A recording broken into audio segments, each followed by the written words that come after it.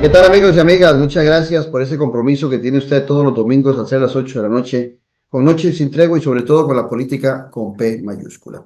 El día de hoy vamos a conversar con dos reconocidas y distinguidas diputadas de nuestro Parlamento. Me refiero a doña Vanessa Castro Mora, diputada del Partido Unidad Social Cristiana, y doña Katia Cambronero Aguiluz, hoy diputada independiente. Con ellas vamos a hablar de temas importantes del Parlamento y de la política nacional. En primera instancia, doña Vanessa, muchas gracias por la atención y por estar aquí con nosotros. Muy buenas noches y un feliz fin de domingo para todos y aquí a las órdenes y encantada de compartir con usted y con mi compañera Katia Cambronero. Katia, campeonero, muchas gracias igualmente por estar acá con nosotros. Muchas gracias, don Claudio. Un saludo a todos los que nos ven hoy por la noche, a mi querida compañera Vanessa Castro. Y bueno, un gusto de estar discutiendo temas importantísimos que han ocurrido estos últimos días en la Asamblea Legislativa. Ya regresamos con las invitadas del día de hoy. No se despegue de nuestra sintonía para que disfrute de la política con P mayúscula.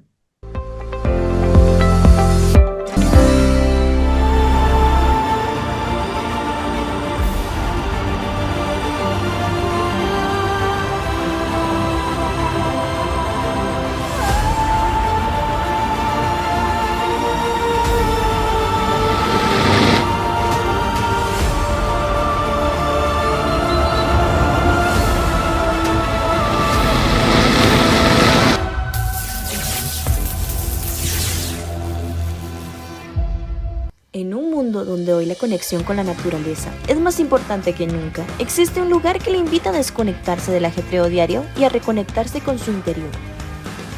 Sean bienvenidos a la Reserva Natural Montaña Sagrada, donde cada paso es un encuentro con la serenidad y la belleza natural del Parque Juan Castro Blanco. Acompáñenos y disfrute de una experiencia única, donde el senderismo se convierte en una aventura espiritual, respirando ese aire puro que revitaliza cuerpo y alma. Descubra los beneficios de pasar tiempo en la naturaleza, de respirar profundamente y sentir la energía renovadora que solo el bosque puede ofrecerle.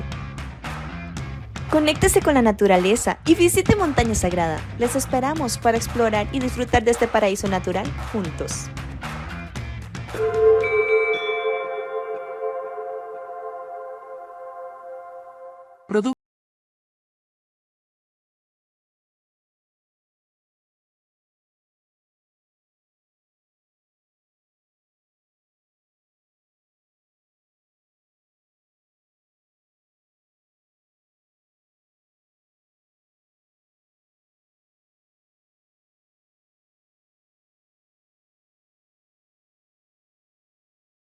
Que la política sí importa. Con el politólogo Claudio Alpizar Otoya, los días lunes, miércoles y viernes a las 10 de la mañana. Sintonícenos en nuestro canal de YouTube, al que puede suscribirse gratuitamente. Un buen ciudadano siempre está informado porque comprende que la política sí importa. Café y palabras.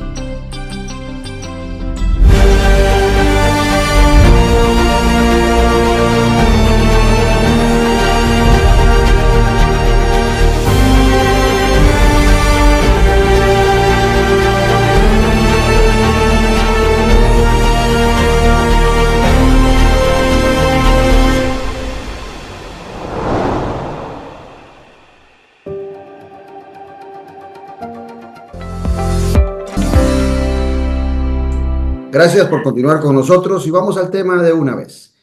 En primera instancia, les quería hacer una consulta general a doña Vanessa y doña Katia. Parece que las relaciones entre la Asamblea Legislativa y el Ejecutivo no van a cambiar. Da la impresión de que como empezaron hace 2 años y medio, van a terminar. ¿Tienen ustedes otra perspectiva? ¿Tienen la ilusión? ¿Tienen elementos objetivos que nos puedan asegurar que puede aparecer, aunque sea en el último año, una buena relación entre el Poder Ejecutivo y la Asamblea Legislativa? Doña Vanessa. Lamentablemente he perdido la esperanza. En algún momento de este periodo pensé que efectivamente se podían reconstruir las confianzas. Sin embargo, creo que el Poder Ejecutivo ha acentuado vamos a ver, su oposición a todo lo que es normativa, a todo lo que es Estado de Derecho, a todo lo que es institucionalidad.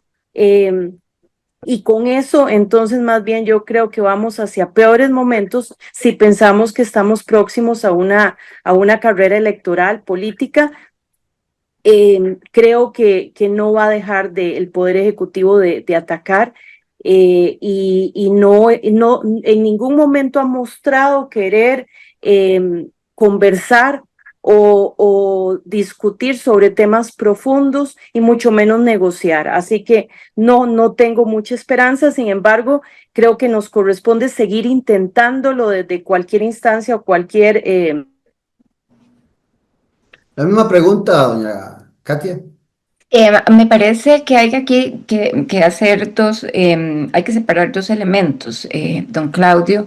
El primero que tiene que ver propiamente con la gestión legislativa y el otro que tiene que ver con la comunicación y, como bien lo señalaba la diputada Castro, con la confianza que se ha construido. Definitivamente no hay confianza por parte del legislativo ni en el ejecutivo del trabajo que se hace, y más bien ha habido todo un proceso de desacreditación por parte del Poder Ejecutivo de la labor que se hace en la Asamblea Legislativa. Yo le quiero sumar a eso, costarricenses, que esa desacreditación pasa por querer hacer las cosas a su forma por parte del presidente Rodrigo Chávez.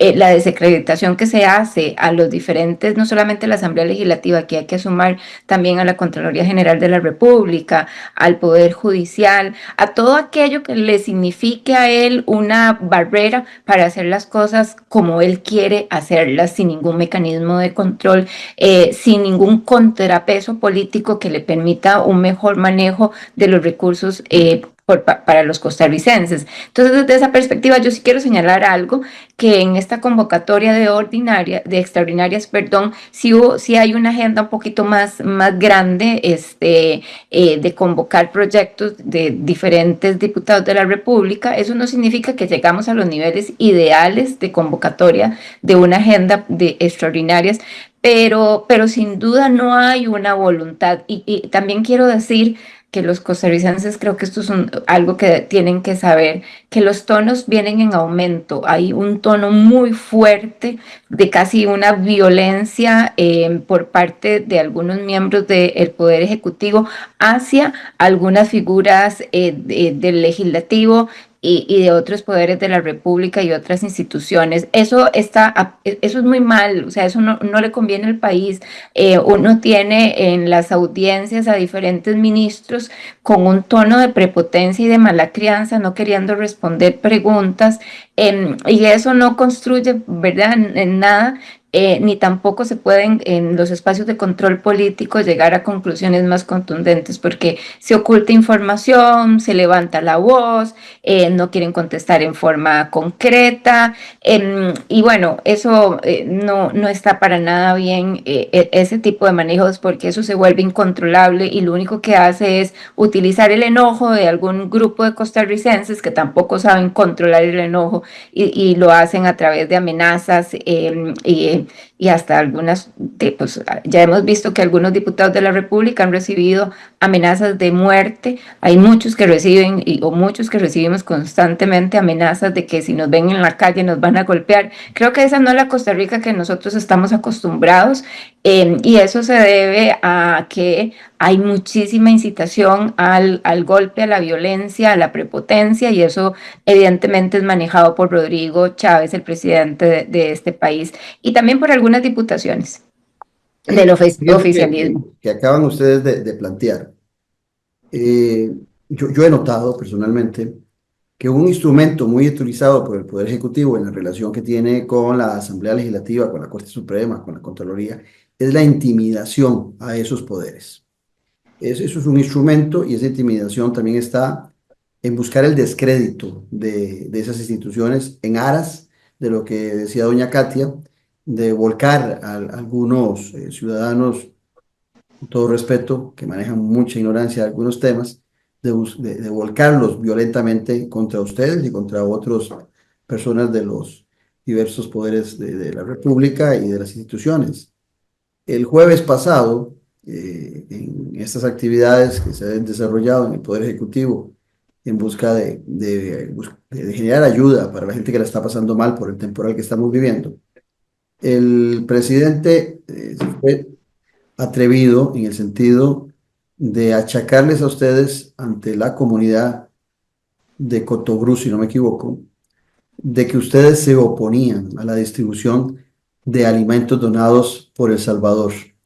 Y no hay la menor duda que ese tipo de actos, alguna gente los asume como verdades, y sobre todo gente humilde que en estos momentos no tiene ninguna información, pues, que están más preocupados por lo que están padeciendo con el agua, con sus casas, con sus vidas, pues pueden asumir eso como una verdad del presidente de la República. ¿Qué sentido tiene para el presidente de la República esos ataques constantes contra la Asamblea Legislativa? Y amplío un poquito. Si cuando vemos a la diputada Cisneros o al presidente de la República hablar del 2026 y pedir más diputados, ¿será la estrategia de desacreditar a los actuales diputados parte de una estrategia electoral para el 2026 en aras de que el partido, que ahora a la fecha no sabemos cuál va a ser, porque no lo tienen, que pueda representar al chavismo, tenga una cantidad significativa de diputados?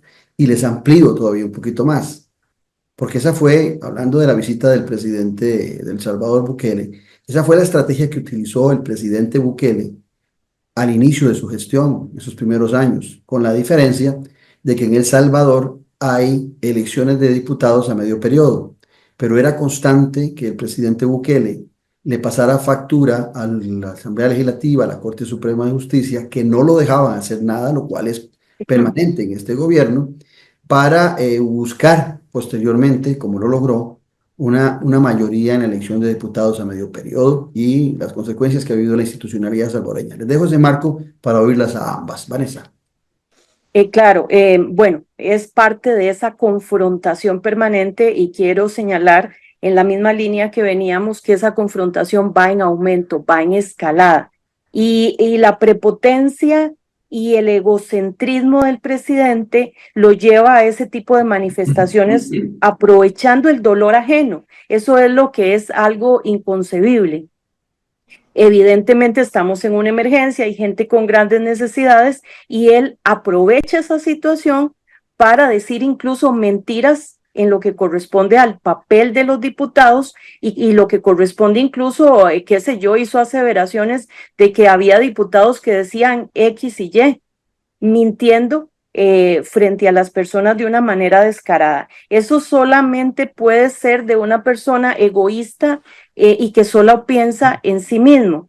Y esto me lleva a que efectivamente ese pensar en sí mismo y ver la actuación que ha tenido el presidente con esta emergencia me hace pensar que está en campaña, en una clara campaña de aquí al 26. Si bien veníamos en una confrontación y venimos en una escalada, lo cierto es que él ya orienta esa escalada de confrontación, la orienta de cara a una estrategia de elecciones 2026 sin duda, donde la señora Pilar Cisneros ha dicho muy claramente que van tras un número mayor de diputados. Entonces, lógicamente lo que hacen es hablar mal.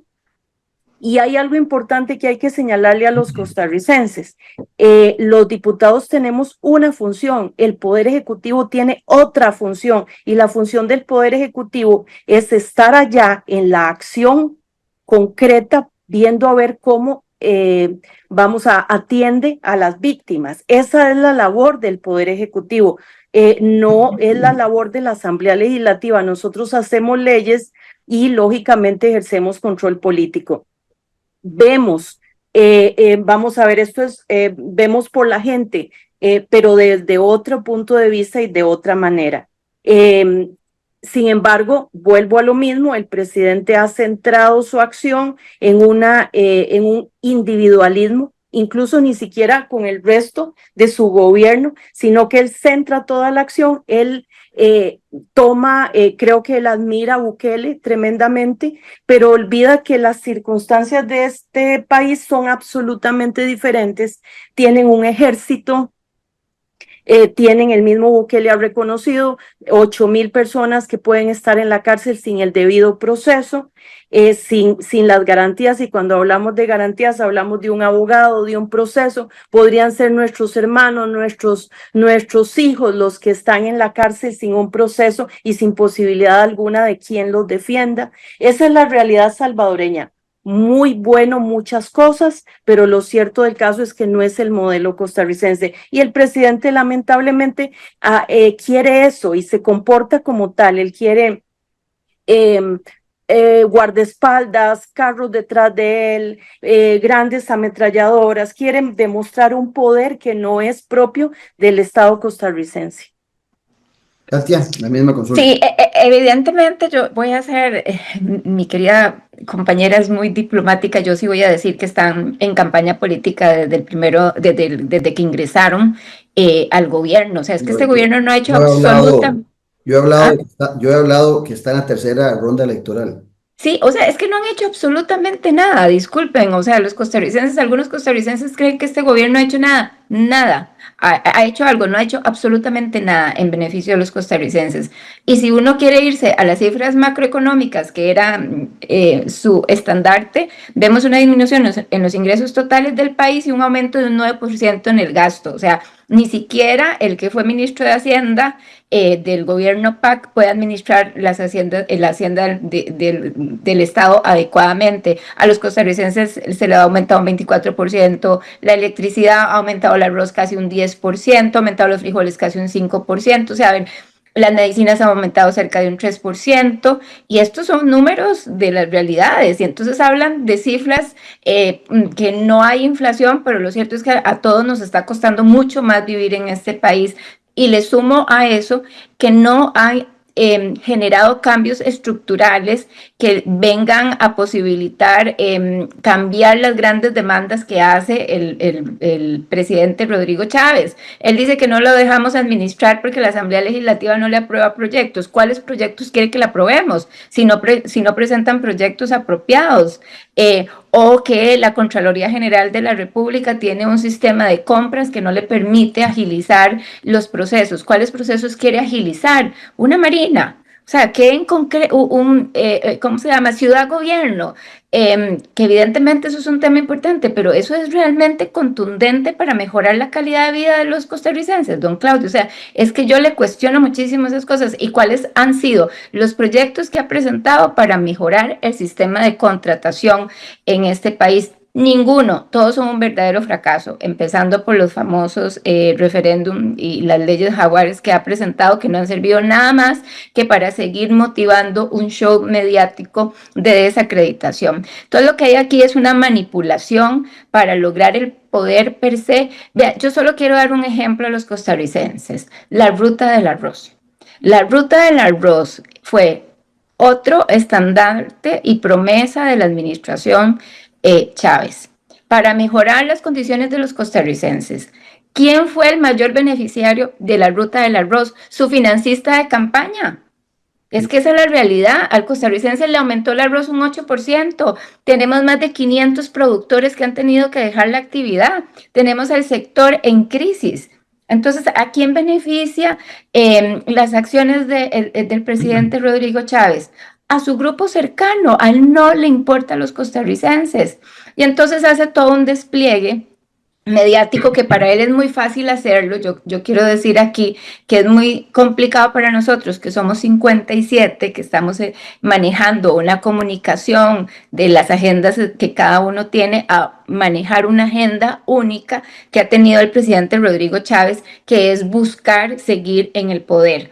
Esa ha sido la agenda del presidente Rodrigo Chávez. Y bueno, he de decir que hay algunos costarricenses que han creído que esa agenda es la adecuada. Yo también sí quiero puntualizar, don Claudio y costarricenses, que yo entiendo el enojo de algunos, porque sí, los procesos en Costa Rica son lentos, son muy burocráticos, pagamos muchísimos impuestos y a veces no muchas veces no recibimos el valor agregado de la institucionalidad pública. Eso es una realidad, pero no es debilitando el sistema democrático como nosotros lo podemos cambiar. No es dándole el poder absoluto a una persona que no ha tenido la capacidad de identificar cuáles son los problemas estructurales de este país y realmente no ha tenido el interés en resolver esos problemas estructurales, porque él y la diputada Cisneros, que es su jefa de fracción, lo único que tienen como interés es el 2026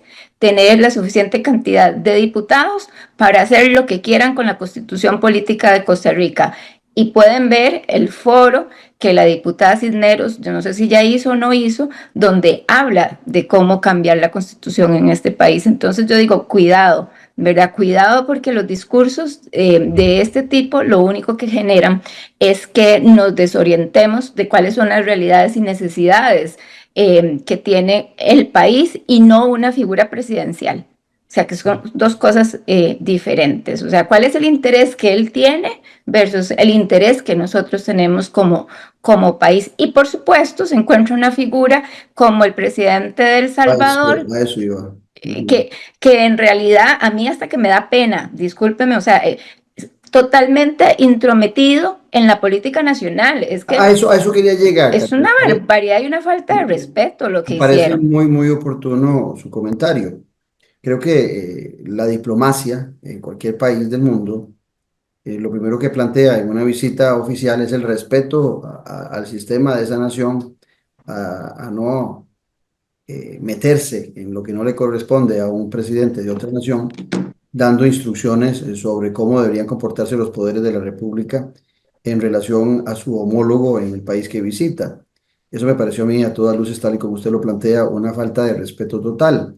Pero vamos a ver, esa visita de alguna manera eh, tiene la intención de limpiarle un poco la cara a alguien, el Poder Ejecutivo, que ha sido muy ineficiente en el tema de seguridad, y sostener la retórica, la historia de que es que el Ejecutivo no ha hecho absolutamente nada en el tema de seguridad porque la Asamblea Legislativa o porque la Corte Suprema de Justicia no se lo permite. Cuando los que manejamos los temas y vemos cómo está la situación, sabemos que si hay uno de los poderes que ha tomado el tema de la justicia y hace buena labor, es la Corte Suprema de Justicia por medio del organismo de investigación judicial. No lo está haciendo el Ministerio de Justicia.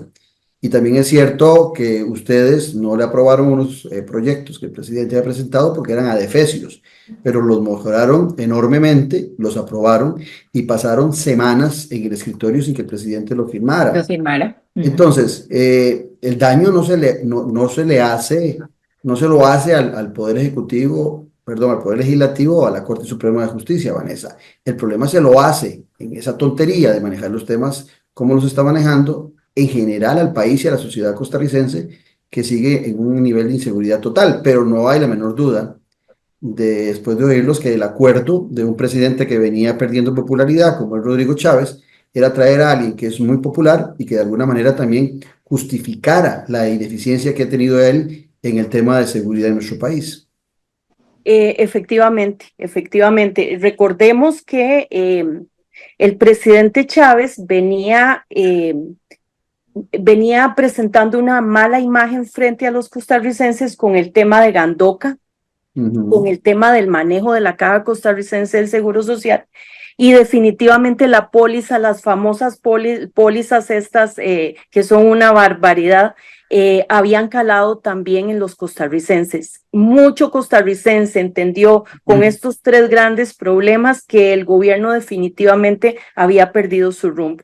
Entonces creo que la medida desesperada del gobierno fue traer un distractor más grande que los distractores que acostumbran establecer incluso en la Asamblea Legislativa con doña Pilar Cisneros. Pero como ya no les estaba resultando, entonces tienen que traer un distractor mayor y se traen un adulador del presidente Chávez, como es el presidente Bukele, que se viene a inmiscuir evidentemente violentando la constitución política y violentando incluso lo que tradicionalmente ha sido la diplomacia internacional.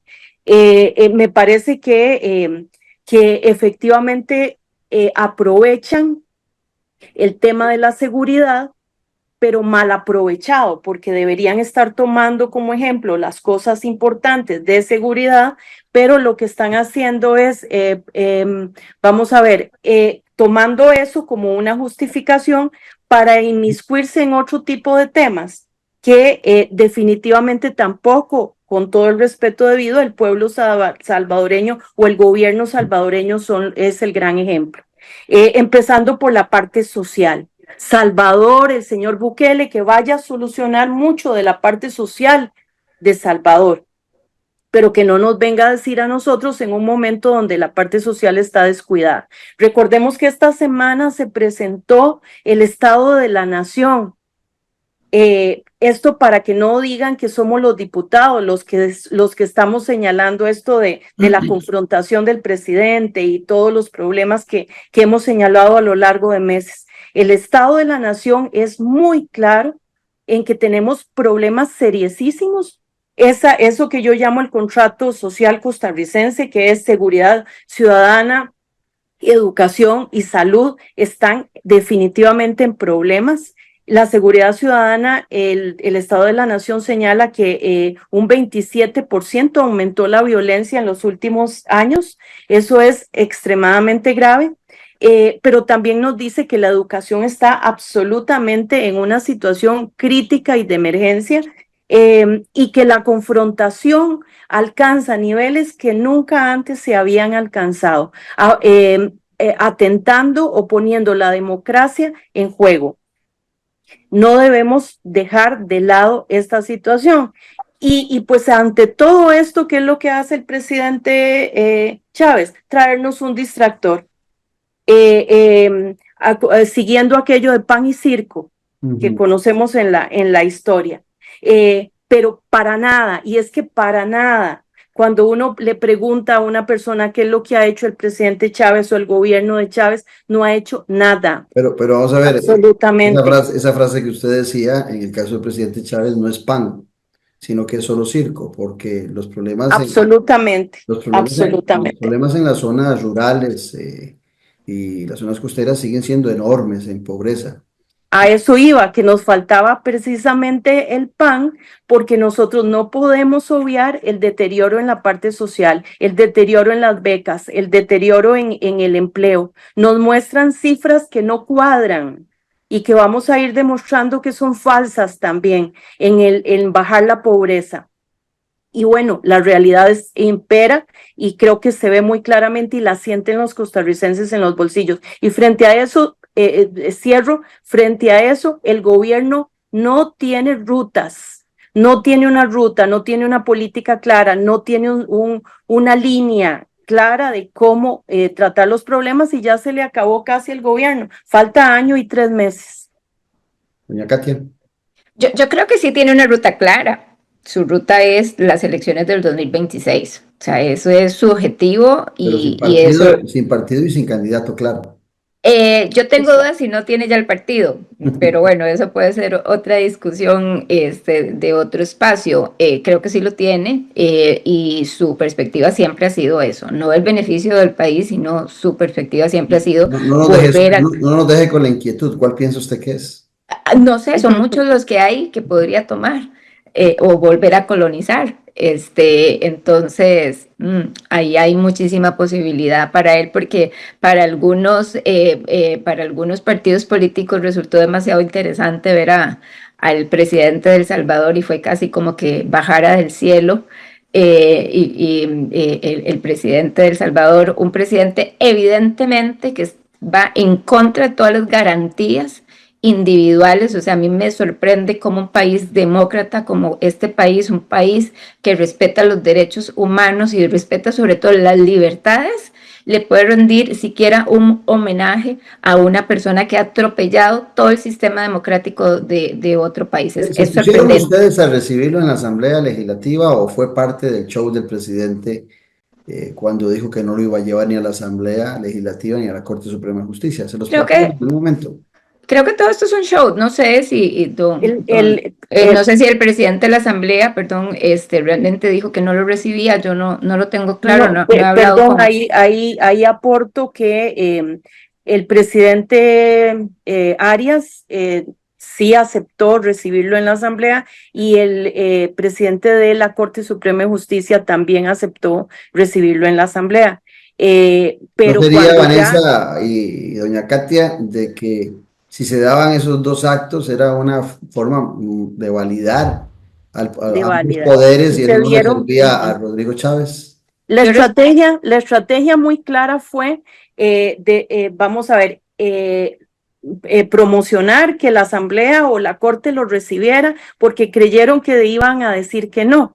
Al decir los presidentes que ellos sí los recibían, entonces se les cayó la estrategia que llevaban. Y entonces fue cuando el presidente dijo a Rodrigo Arias que se quedara con el cafecito o se lo tomara por otro lado el cafecito, porque Bukele ya no iba a ir. Efectivamente, sí iba, legitimaba lo que él ha quitado. Recordemos que lo que primero que hizo el presidente Bukele cuando entró a El Salvador fue cambiar la Corte Suprema y poner sus propios jueces. Es que tenemos que tener claro eso, costarricenses, porque eso es, vamos a ver, si nosotros vemos el modelo que nos lleva el señor Chávez, es el mismo modelo y la misma escalada. Eso es lo que él quiere, tomar los poderes y tener él la autoridad total y hacer lo que quiera, que no es precisamente lo que quiera para los costarricenses. Ahora, doña Katia, en ese marco que nos deja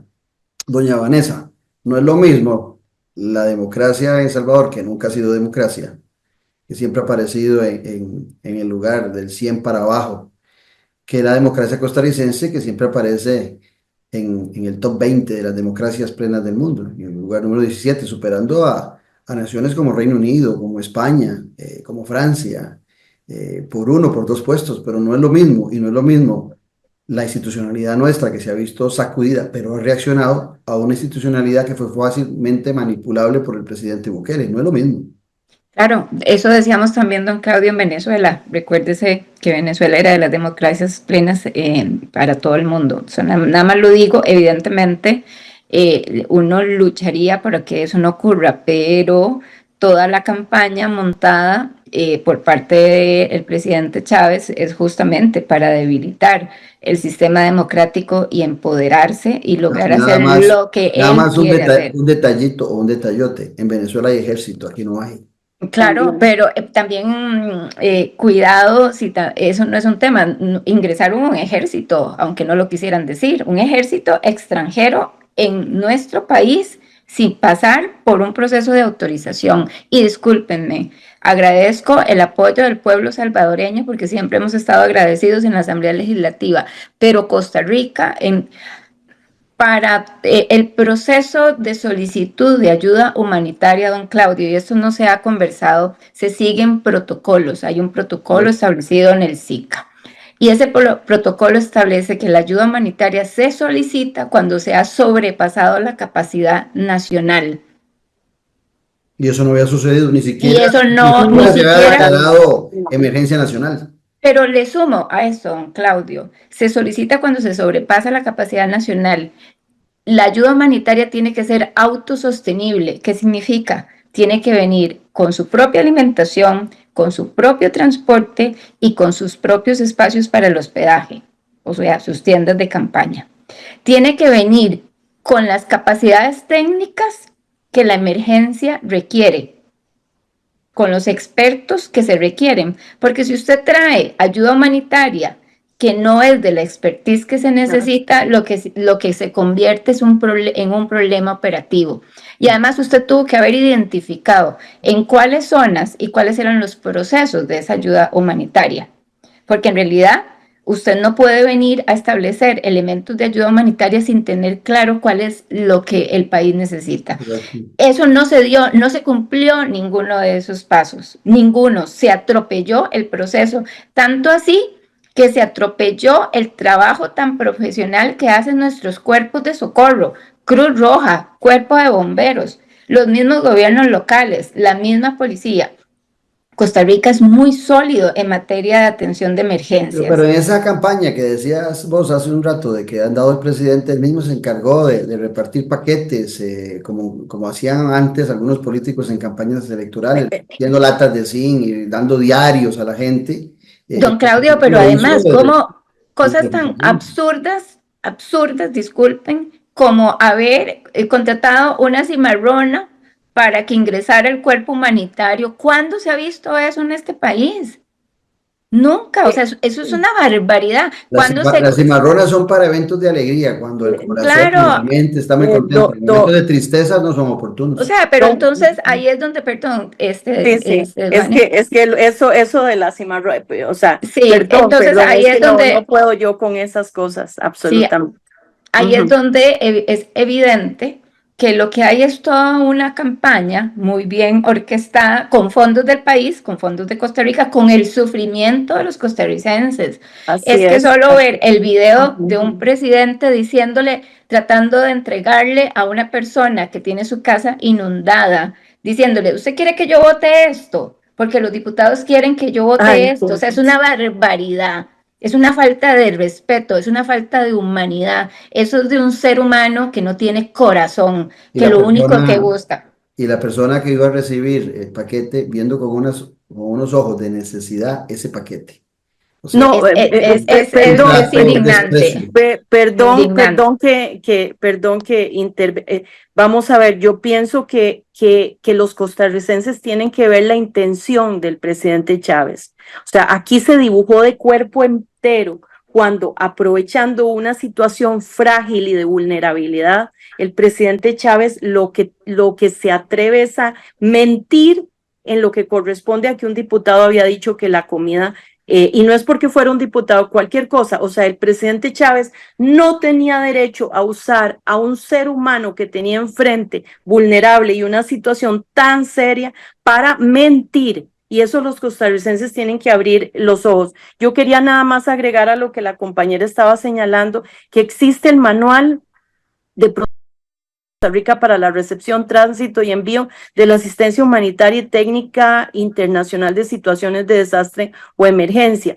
Entiendo que este manual es del 2016 y ese es el que se aplica y sigue un procedimiento muy claro, porque esto tiene que ser muy ordenado. Pero quiero también aquí aprovechar, porque creo que esta semana que ha pasado, no podemos sino reconocer el valor, el trabajo y la responsabilidad de los cuerpos de bomberos y de Cruz Roja, que ellos durante 80 años se han hecho cargo la mayoría de las veces de las más grandes desastres y han salido adelante. Y acá en este caso estaban haciéndolo muy bien. Y como bien dice la compañera Katia, fueron atropellados prácticamente para meter para un show, que por supuesto uno agradece profundamente cualquier tipo de ayuda, pero no la utilización y la manipulación en una situación vulnerable. Eso de la cimarrona me parece. O sea, eso es lo más denigrante absolutamente que pueda ser un ser humano y sobre todo una persona que tiene el puesto de presidente de la República. Bueno, yo voy a ser bien sarcástico. Seguro llegó la cimarrona porque ya la giganta estaba en el show. Digo que probablemente. Sí, probablemente. Pero bueno, don Claudio, yo le sumo otro elemento. En una situación de emergencia, ¿cómo se sigue con el Festival Internacional de las Artes? O sea, ¿cómo es posible que en la zona de emergencia usted siga con actividades que evidentemente no son actividades? O sea, no puede ser usted que haga un show o un espectáculo frente al lugar donde están los refugiados o las personas que son evacuados. Yo cuestiono mucho todo este proceso, o sea, ¿por qué tan tardíamente se hizo la declaratoria de alerta roja y de emergencia? Y además, don Claudio, mientras él estaba montándose su showcito ayer en la zona sur, se le olvidó que el impacto mayor del fenómeno iba a ser el fin de semana, ¿verdad? Y de Guanacaste. Y no se tomaron las precauciones necesarias ni los mecanismos de evacuación oportunos, cuando Costa Rica siempre lo ha hecho de una manera impresionante. Entonces, creo que aquí esto está pasando Yo más que el tema de este señor del Salvador que vino y todo el show que se montaron, que me parece que hubo un irrespeto diplomático, luego usted podría analizarlos con expertos en el tema de diplomacia, porque no puede ser que un presidente de un país se burle del presidente de la Asamblea Legislativa con el tuit que hizo. No puede ser que un presidente del país se burle de una expresidenta de la República con el tuit que hizo, pero además no pueden ser que diputados de un parlamento como el de El Salvador vengan a cuestionar las decisiones que tomaron los diputados de otro parlamento como el de Costa Rica. Sí, en eso, Katia, yo lo dije en un video que saqué. El presidente ocupaba a esa figura popular por su caída, el presidente Chávez, pero a Bukele le servía mucho la condecoración y demás de una democracia plena en el mundo, porque si algo adolece el presidente Bukele a nivel internacional es el reconocimiento de ser un demócrata. Y si viene a Costa Rica y lo condecora una nación que es demócrata, tiene un gran baño de democracia alrededor suyo. En el tema de seguridad, tengo una duda y se las quiero plantear a ustedes. Lo primero que quiero decirle a quienes nos están viendo y oyendo es que la construcción de cárceles, porque el presidente Chávez hizo una referencia a la maravilla que ha hecho Bukele construyendo cárceles. Bueno, vamos a ver. Eh, Construir cárceles en Costa Rica es una potestad del Poder Ejecutivo. Construir cárceles en Costa Rica le corresponde planificarlo al Ministerio de Justicia. Es el Ministerio de Justicia quien administra las cárceles de nuestro país y el que sabe si hace falta o si no hacen falta más espacios carcelarios.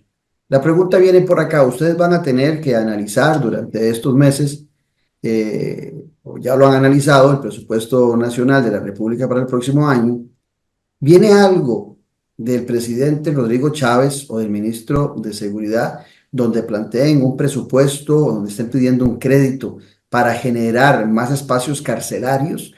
Porque de repente la poca información, la ignorancia de algunos, tienden a pensar que las cárceles las hace la Corte Suprema de Justicia o que a lo mejor ustedes tienen que autorizarlas, cuando eso es potestad del Poder Ejecutivo. ¿Hay algo en ese presupuesto donde el presidente Chávez esté hablando de construir cárceles o es un poco una diatriba nada más para distorsionar? Pero si quiere hacer cárceles y si piensa que esa es la gran solución, no debería estar pensando en carpas. Ya suficiente tenemos con el show y el circo que él hace todos los días. Debería estar construyendo cárceles de concreto, cárceles realmente. ¿Están esas cárceles planificadas en algún préstamo, empréstito que se hayan generado ustedes o en el presupuesto general de la República? Vea, don Claudio, usted toca un tema tremendamente importante y es que las cárceles son potestad del Ministerio de Justicia y los costarricenses tienen que saberlo. Y si no hay cárceles construidas a casi 3 años del gobierno del señor Chávez, es porque el señor Chávez ha sido incapaz de hacer la programación necesaria para que haya construcción, como dice usted, en concreto, o sea, dura, física de una Varillas y cárcel. cementos, Varilla y cemento. Esa construcción en 3 años no se ha hablado, o sea, no se ha construido la posibilidad de que sea así, y evidentemente un proyecto de cárceles es un proyecto que requiere una inversión económica muy alta y efectivamente también requiere tiempo, y a este gobierno se le fue año y 3 o 4 meses le queda, y el tema de cárceles, que es una potestad de ellos,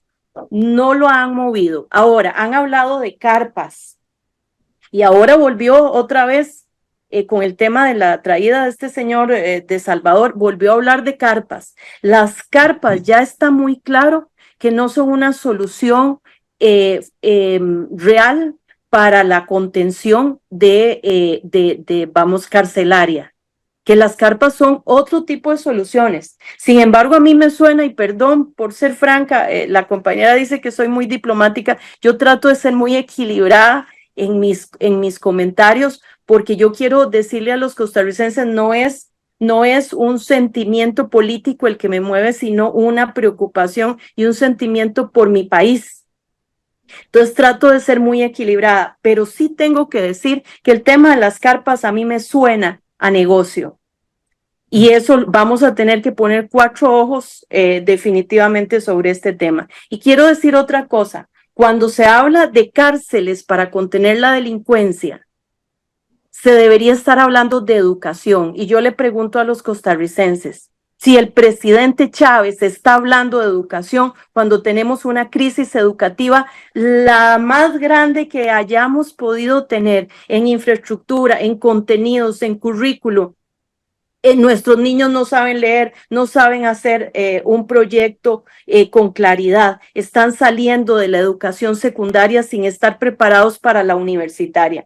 ¿Está el presidente Chávez preocupado y hablando con los países que llevan la delantera y que son punta de lanza en educación? No, no está hablando de educación, no tenemos ni una ruta, la ruta está solo en la cabeza de la señora ministra. Y la señora ministra ni siquiera ha tenido la capacidad de poner la ruta que dice que tiene en su mente, no ha tenido la capacidad de ponerla en un papel. Entonces yo creo que tenemos que alertar que la seguridad también en nuestro país pasa por una mejor educación y que la educación en este momento, en lugar del señor Chávez de andar en la politiquería, porque anda haciendo política electoral para el 2026 y en lugar de andar en confrontación constante con nosotros los diputados y con todos los que se le pongan por delante, debería estar tratando de ver cómo hace con la educación que está absolutamente en el suelo. Katia, esa misma consulta, y te agrego algo para que no se me olvide, los especialistas renunciando a la Caja Costarricense de Seguro Social, pidiendo que se les incluya en la ley, a los que ya están establecidos, en la ley de empleo público, que a todas luces ha sido un adefesio en todo el sentido desde que se aprobó. Yo creo que este tema de las cárceles uno no lo termina de entender cuando usted ve en un gobierno que no tiene una política clara en materia de seguridad, porque no existe una política clara en materia de Pero seguridad. pasa alabando las cárceles de Bukele, entonces digamos que si fuera esa la No tiene, vea, debería estar construyendo cárceles. disminuyeron la cantidad de comisos en este país Así de es. cocaína, cosa que me parece muy extraño. Pero bajó el dólar. ¿Verdad? Pero además, don Claudio, quitamos de zonas estratégicas para el combate de drogas centros policiales, como lo que ocurrió en la zona sur, donde quitamos el área, ¿cómo se llama? El espacio para guardacostas. ¿Cuál es la lógica que estamos siguiendo en materia de seguridad? Ninguna. O sea, es el peor ministro de seguridad que yo he visto en los últimos años en este país. Es una verdadera vergüenza el ministro que nosotros tenemos. Entonces, ¿para qué hablar de cárceles si ni siquiera la política de seguridad pueden y manejan bien? ¿Para qué quieren la cárcel si ni siquiera han avanzado presupuestariamente para mejorar las condiciones de los cuerpos policiales? O sea, es que hay que ver dónde tienen que trabajar nuestros policías. Las estaciones de policía de este país son una verdadera vergüenza, las delegaciones son una verdadera vergüenza. Entonces ahí uno de nuevo se queda cuestionando de quién es el negocio y para qué quieren ese negocio de un tema que no es relevante. Y sin duda el tema de prevención, que ya lo señalaba Vanessa, es un tema crítico que tampoco a este gobierno le ha interesado en hacer absolutamente nada. Pero por otro lado, yo siempre me he cuestionado y cuando el presidente de El Salvador decía, pero bueno, estas instalaciones se pueden mejorar, o sea, ¿con qué nivel de tecnicismo y cuál es la lógica de venir a hacer ese espectáculo en una cárcel cuando se sabe que es una responsabilidad? La construcción de cárceles evidentemente del Poder Ejecutivo, y si no lo ha hecho es porque no quiere, así de fácil. Y yo le sumo, es que no lo ha hecho porque no existe el presupuesto para hacerlo, porque su mala gestión ha disminuido los ingresos del Estado. Entonces no está alcanzando de nuevo la plata y ha aumentado el gasto y de nuevo no está alcanzando la plata que todos aportamos para mejorar condiciones en infraestructura según las necesidades que se requieran. Entonces, me parece a mí que es más una foto, sacarse una foto, que un análisis de fondo que a él le funciona con cierta población. Ya que tiene eso que está mencionando usted, el presidente Bukele vino casi que a proponer que hiciéramos campos de concentración en vez de cárceles, Así es. evitando que se viera televisión, evitando que tuvieran distracciones los que están en la cárcel. Y aclaro esto, no todos los que llegan a la cárcel llegan por los mismos motivos, no todos los que Así es. llegan a la cárcel son violadores o asesinos de niños, hay gente que por un error en su vida puede terminar en la cárcel y tampoco era que era la peor persona del mundo. Esa visión de campos de concentración que vende el presidente Bukele, que seguramente él está desarrollando en su país, pues viene en contravención de los derechos humanos, que ha sido una de los baluartes de la política exterior promovida por nuestro país. Claro, en momentos en donde la gente cree que los derechos humanos son limitados a dos o tres temas, cuando son una gran variedad de temas los que hay alrededor de los derechos humanos. Así es, y por fortuna es así cuando usted hablaba ahora de la democracia costarricense, que hemos logrado firmar convenios internacionales en defensa de los derechos humanos, porque aquí también existen, don Claudio, fracciones legislativas que quisieran no tener esos convenios firmados para proponer ocurrencias en materia de atropello a los derechos de las personas. O sea, porque siguen siendo seres humanos. Alguien decía, pero eso, alguien que mató, alguien que violó, bueno, de acuerdo, pero eso no significa que yo también tenga el derecho de matarlo o de desaparecerlo a él. Eso es un tema básico de respeto a los individuos y bueno, y era un poco lo que decía yo al inicio de esta conversación, que Costa Rica se ha caracterizado por el respeto a las libertades de las personas y el respeto de los derechos de las personas. Y no puede ser que simplemente yo le dé una condecoración a un presidente que evidentemente ha atropellado todos los derechos humanos de una población, simplemente por decirse ser el presidente que ha construido un país, el país más seguro. Yo quisiera ver de aquí a 2 años si realmente ese lugar es el país más seguro. ¿A costa de qué? A costa de seguir empobreciendo. Si uno ve el ingreso per cápita de El Salvador o uno ve el nivel de pobreza de El Salvador, entonces ¿a costa de qué?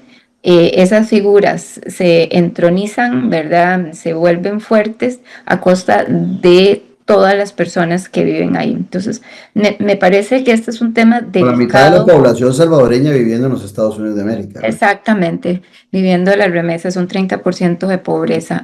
Entonces, ahí es donde uno cuestiona este tipo de cosas. Este es un tema muy delicado, don Claudio, que me parece que es una irresponsabilidad tomarlo como un recurso de campaña, como una alternativa de nuevo para que esa población, que es un porcentaje de nuestra población que está enojada, que yo digo que está cabreada con el sistema, lo vea como potable y lo vea como su salvador a sus necesidades particulares, cuando el cabreo debería de ser en términos de que no ha hecho absolutamente nada por mejorarle el costo de vida, ni mejorar su educación, ni mejorar la salud. Es que el presidente Chávez, cuando llegó al poder, habían 700,000 personas en lista de espera. En este momento hay 1.300.000 personas en lista de Es el espera. doble.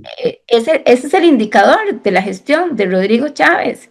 Ese es lo que está pasando en materia de educación, nuestros jóvenes abandonando las aulas, una ministra que es absolutamente incapaz de poder hacer un cambio en la gestión y en el manejo de un ministerio que es clave, que se lleva una parte significativa del presupuesto nacional, que tiene en una bodega una cantidad impresionante de computadoras que nuestros jóvenes y nuestros niños necesitan, pero por su incapacidad no las tienen. Entonces, es muy frustrante ver cómo alguien es tan ineficiente y golpea tanto al país y alguna gente pues lo respalde en una gestión tan mala como la de Rodrigo Chávez. Doña Bama, Chávez gana, pasa a la segunda ronda electoral como segundo, gana la segunda ronda electoral, es presidente y tiene más de 2 años y medio de estar en la tercera ronda electoral. Dichosamente no hay reelección inmediata en nuestro país. Eh, ¿Qué percibe usted de ese chavismo que puede existir o que hay una gran cantidad, donde hay atomización de partidos y donde el chavismo se llena de bilis más que de esperanza?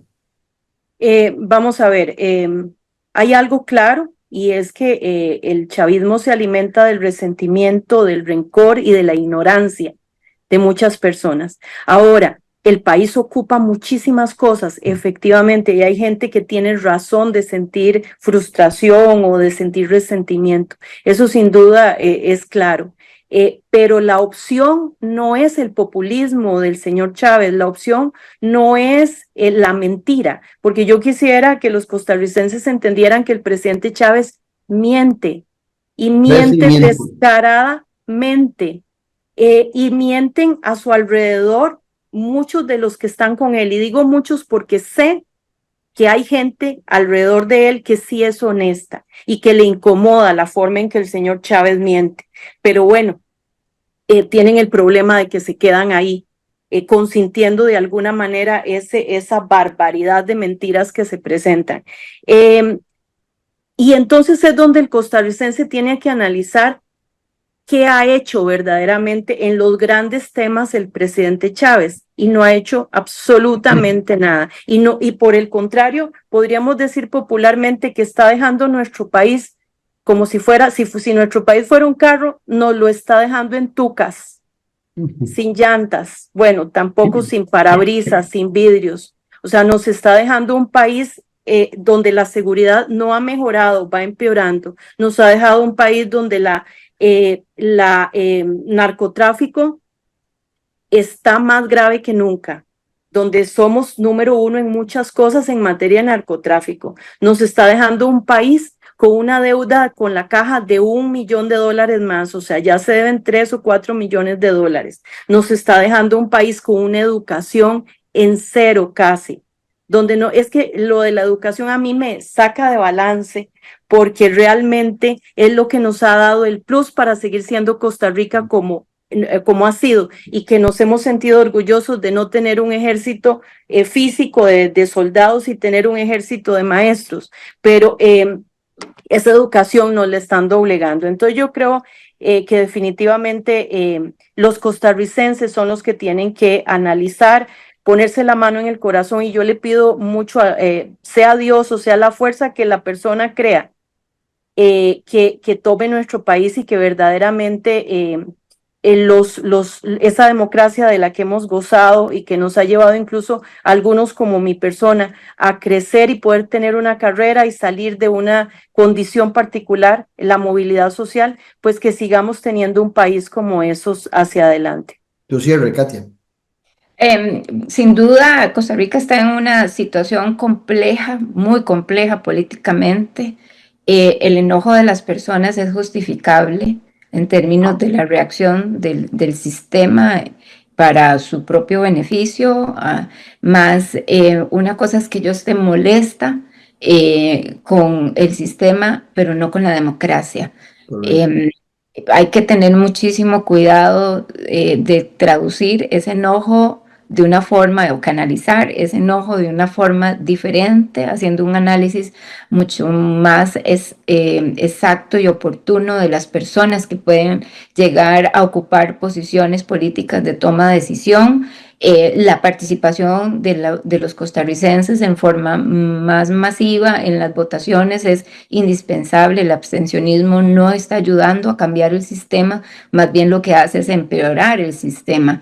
Yo estuve mucho tiempo enojada con el sistema y por eso decidí involucrarme en la política para aportar desde lo que podía a mejorar las condiciones del país.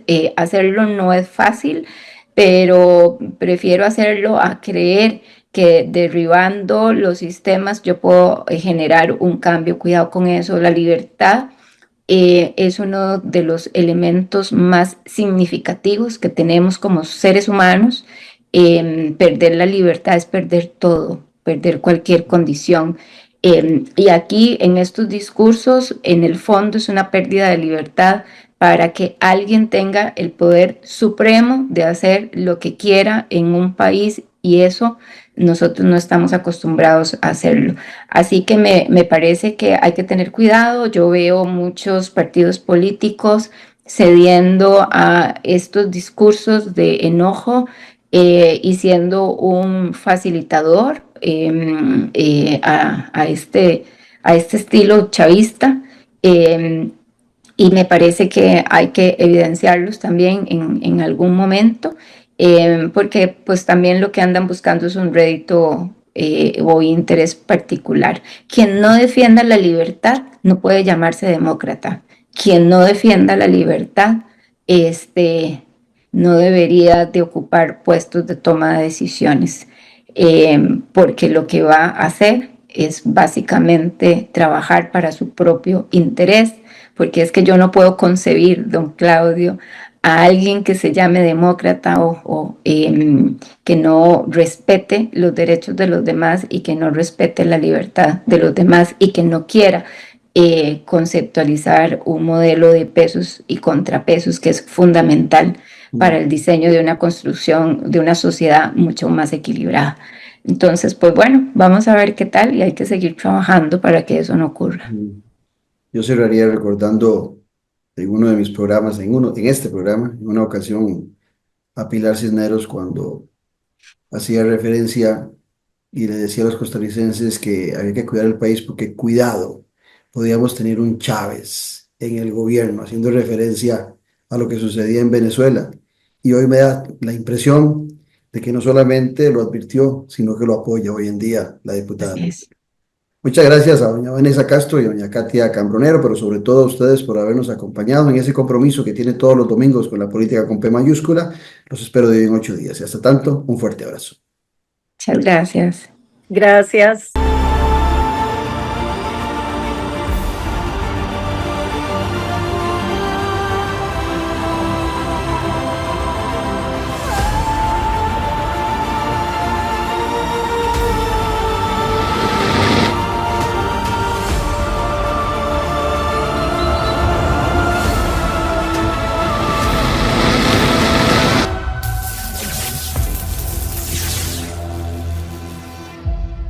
En un mundo donde hoy la conexión con la naturaleza es más importante que nunca, existe un lugar que le invita a desconectarse del ajetreo diario y a reconectarse con su interior.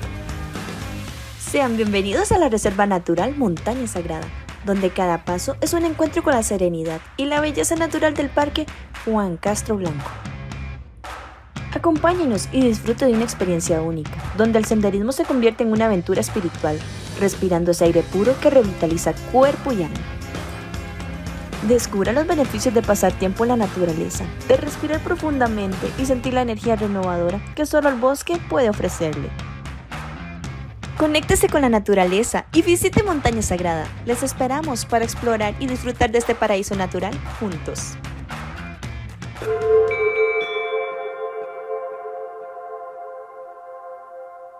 Producto.